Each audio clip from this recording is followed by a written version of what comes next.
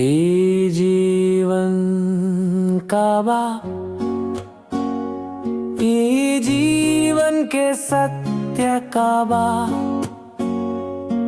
कहाँ कहाँ ना खोजला बाकिर हाथ खाली के खाली बा, खोजबा तात खाली के खाली ही रही।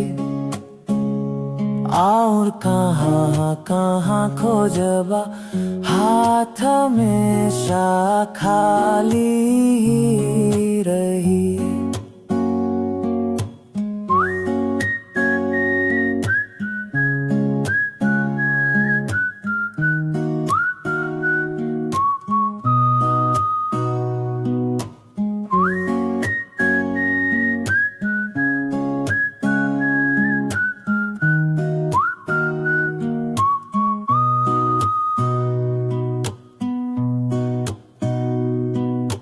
कहाँ कहाँ खोजे के मतलब,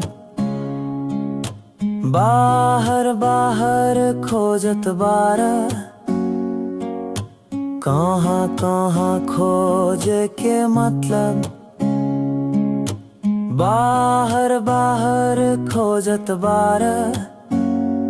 काशी में कि काबा में कि कैलाश में, गीता में के कुरान में के बाइबल में कह तारा। कहाँ कहाँ कहाँ ने खोजन एही से ता खाली बार।